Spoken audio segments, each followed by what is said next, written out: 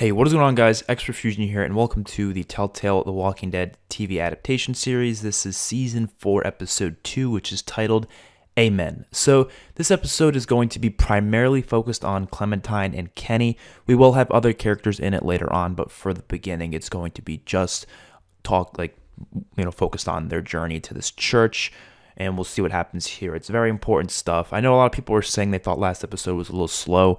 There's reasons for that. I can't have every episode be this big action-packed battle, you know what I mean? There needs to be this development, and everything I'm doing is important. Like, I never do anything that won't pay off later on. There's going to be a reason for it. There's going to be a reason for every little piece of dialogue, every little scene. I'll never just throw things in there just to, fill up some space. That's not what I'm wanting to do. Everything I put into the episode, every bit of dialogue, every bit of character interaction, it's for a reason. So I just hope you guys understand that. So this episode begins with a flashback. So it's kind of a flashback, but not really. You'll see why later on. But this scene, it's almost like very colorful, it's very bright looking.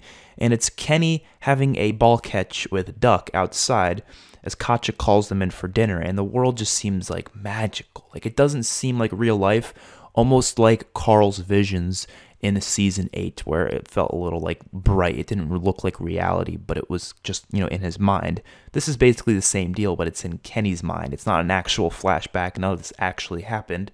It's more so him thinking about things that he wish he could still have. So we then cut over to Kenny and Clem back where they last left off in the last episode.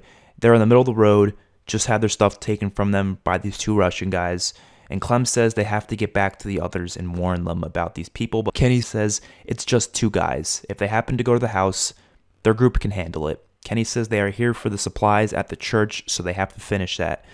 So they climb over the fallen tree and notice that the guys actually left behind an axe that they used to chop the tree down, so Kenny grabs the axe as he sees a walker approaching them, and he takes a nice hard swing down through the walker's skull with the axe, and they both move on down the road.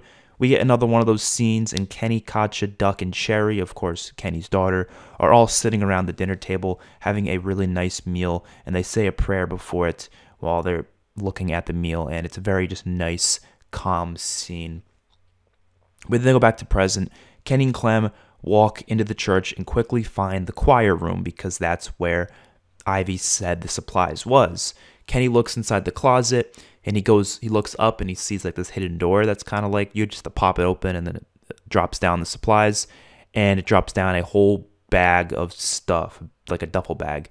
And Kenny also finds a Colt 44 Python revolver, as well as an M1911 pistol, and he says since they don't have anything, they'll take these for now. Hopefully Ivy will understand. He grabs the bag and looks inside, and it has some cold medications and Advil and a couple other types of things that they could use, but it's nothing too crazy. They both exit the choir room and head into the front of the church, but they quickly get behind cover when they see a kid walking through the church. Kenny peeks over and sees this kid checking out the place. He's got a small revolver in his hand. It's very tiny. It's like a snub nose.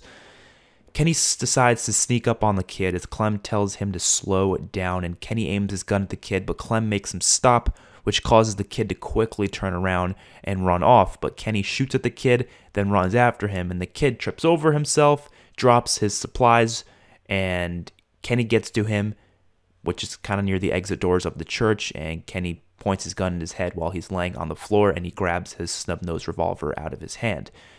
Clem tells Kenny to chill out. The kid's name is Arvo. The kid's speaking Russian, but he's trying to speak English, and Kenny says, "English, motherfucker." And he then claims that this kid must be with those other Russians that they saw on the road. But he says he's alone. He's just got his sister back at his home. He has a bag full of major meds like painkillers and antibiotics, and Kenny notices that. Clem says that isn't their stuff, but Kenny says they have to take it. And Arvo says he just needs it for his sister. She's sick. Kenny calls that bullshit. He tells Clem that we need these meds in there. Kenny says we have to think about our own people. Clem says just split it then. Arvo argues that he needs it all, and then he even starts tearing up, and Kenny says his kid is definitely with those other guys, so his people brought this on him. Kenny takes Arvo's meds and leaves him with a few random pill containers that they don't need. He also takes Arvo's snub-nosed revolver. Kenny says let's go, and he walks out of the church, and he starts walking into the parking lot to find a truck to try to hotwire it. And as he is trying to hotwire it, Clem runs over and asks what the hell that was all about. And Kenny says, what? He says he was just getting what they need. And Clem says, that isn't who they are. And Kenny says, it's who I have to be. He says, if we want to live, if you want to stay safe and healthy, I have to be like this. Clem sees Arvo running off into the distance from the church. And Clem says he could be alone. And even if he isn't, that makes it even worse, because he can go tell his people what we just did, and then we would have more enemies to deal with from there. Kenny says, we ain't staying here for long. It's fine. We're going to leave, head on for Wellington. And Clem says Rebecca and Jordan need it. They need the time to stay at that house. Kenny gets pissed at this conversation, and he realizes the truck won't hotwire, so he gets just frustrated. He punches the window of the truck, which causes the truck alarm to go off, and Kenny says, fuck. And then Clem says, great, good job. Some walkers come from the woods, and they take him out pretty easily. Kenny uses the axe he got back from that place, and Clem uses her knife, or a knife that she found in the closet, and they cut like 5 walkers out that come from the woods. Not too many, but Kenny gets the alarm off, and after this, they both head out back on the road towards the house. Kenny and Katja are laying in the bed together in a new flashback sequence that Kenny has, and they're just watching TV, and she's just reading a book. Kenny asks Katja what she wants for her birthday. Katja says, a surprise. And Kenny tells her that nothing is a surprise to her anymore, to be completely honest. And Katja says, it's because I know you so well. She says that she knows he's a good person who cares for his family and will do anything for them. She says his motivation and push is all because of them. Kenny asks her what he is without them. And Katja then turns into a walker and attacks Kenny and eats his throat out. And that pushes right back into Kenny's mind as him and Clem are walking down the road headed back home. It's completely silent. They're not even talking to each other. As Clem decides to ask Kenny what's wrong with him. Kenny says there's nothing wrong with me. I'm doing what I have to do. And Clem says she remembers who he was back then, back before. But she stops herself when she realizes she was about to bring up Duck. Kenny says he knows what she means. He tells Clem he wanted to go with her because he wants to feel like a dad again. Clem is confused by what he means, and Kenny says, back with that group, I care about the people there, but it just reminds me that we are in an apocalypse, and my family is dead. And Clem says, not all of your family is dead, we are your family. Kenny says that's why he wanted her to go with him. He says he knows he isn't her father, but it just makes him feel like one, going out on a mission with her. Puts him at ease, and he can just think of a life like it used to be for a bit. Kenny says he can't function without people he cares about along with him. He tells Clem he can't let her or Sarah or Dave or AJ or Rebecca or anyone die. He can't. Clem says it isn't his responsibility only. There's other people there who are there to protect each other. Kenny says he just needs that responsibility to make him feel like his life has purpose. Clem hugs him and says that his life will always have purpose to her no matter what. Arvo returns to his people who are parked in the road trying to fix an engine problem with the Jeep. So yes, those 2 Russians were with Arvo, of course. And they ask him what happened in Russian. They're all speaking in Russian. Of course, there'll be subtitles. Arvo says this old man and a little girl stole his supplies, most of it, and they pointed a gun at me and made a bunch of threats. The Russians get pissed at Arvo for letting the supplies go, but they decide to look for where Clem and Kenny may be.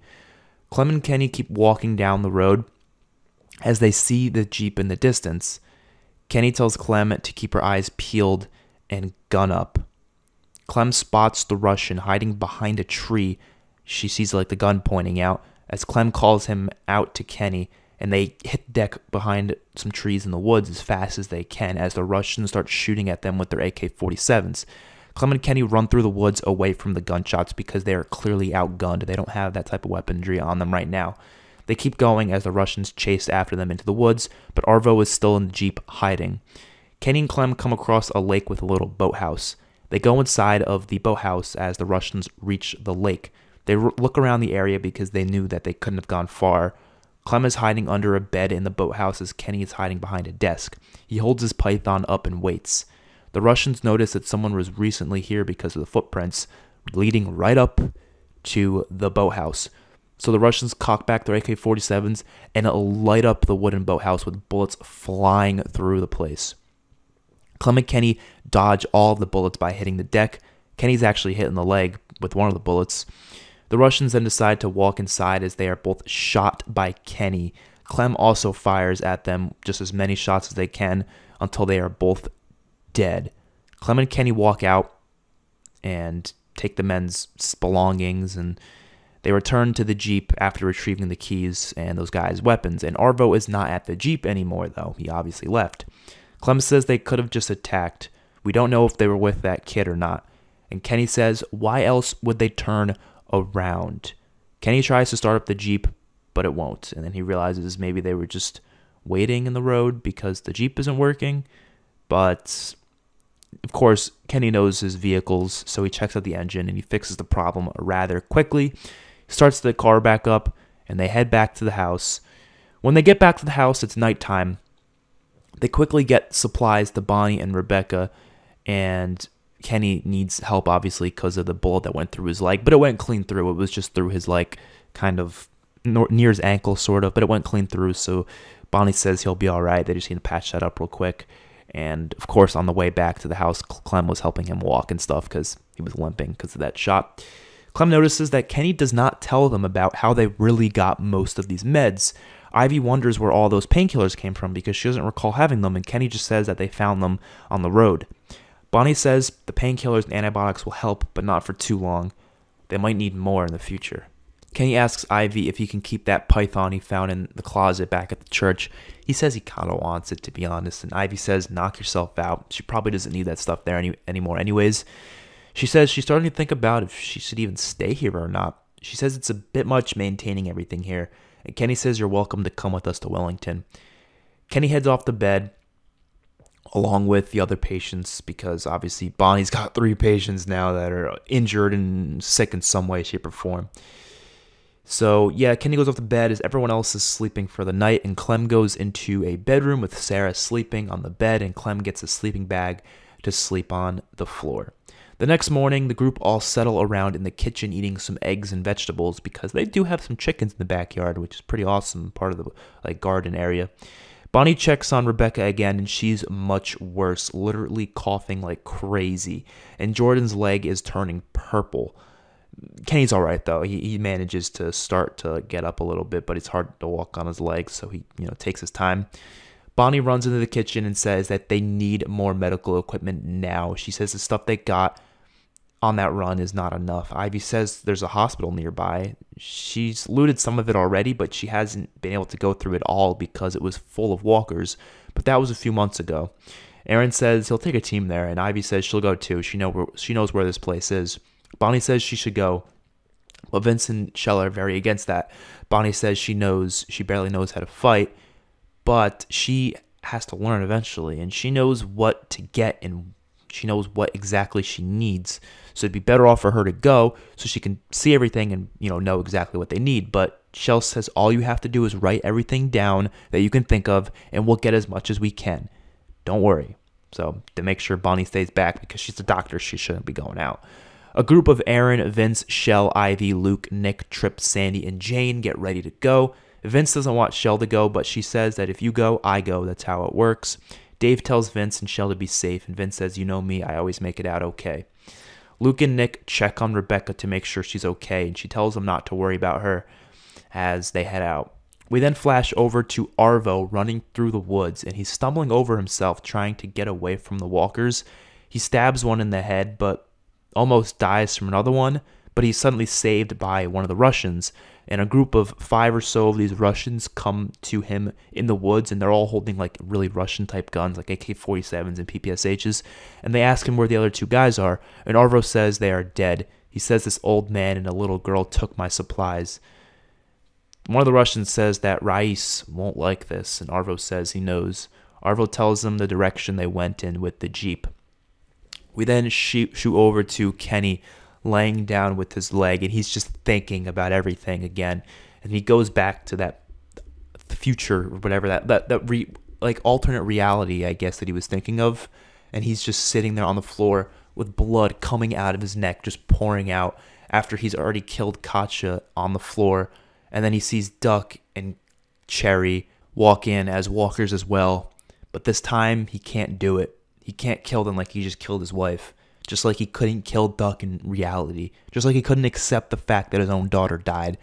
So he lets them both tear him apart to pieces as Kenny dies in this alternate world. And boom, that is the end of the episode. I enjoyed this one a lot. It did feel a little slow at some points, but the whole purpose of this development between Kenny and Clem is so important to the future of this story. I needed to have them be on their own because Kenny is going to be one of the most important characters of this season, one of the most developed characters of this season. You're going to be seeing a lot of Kenny and his kind of mental state, which it's very, if you guys have played season 2 of the game, you know Kenny in that season was crazy, kind of going down the same route. And I needed this development between him and Clem to build because we didn't really get to see much of that in season 3. There was a lot of times where Kenny wasn't just doing anything in season 3, to be honest, if you guys recall, because it just wasn't Kenny's season primarily, even though there was some great moments, of course, between him and Carver, especially in the beginning of the season. But I kind of gave some other characters some light as the season went on. But Kenny, to me, is the most important character in this season. And I needed this episode to develop that and to develop all these other characters and, of course, to see everything that's going on. So the next 2 episodes are going to be kind of split off. This next episode is going to focus on everyone who stayed at the house. So stuff's going to be happening at the house. We're going to be seeing some stuff go down. Obviously, I can't spoil what happens, but stuff's going to go down at the house. The people who are staying there. And then episode 4 is going to focus on the supply run to the hospital where they are going. And this hospital is actually near a city, so it's very, very lively, very big area. And that's going to be episode 4. So we'll see everything that happens, of course. Hopefully you guys enjoyed the video, and I'll see you all in my next one. Peace out.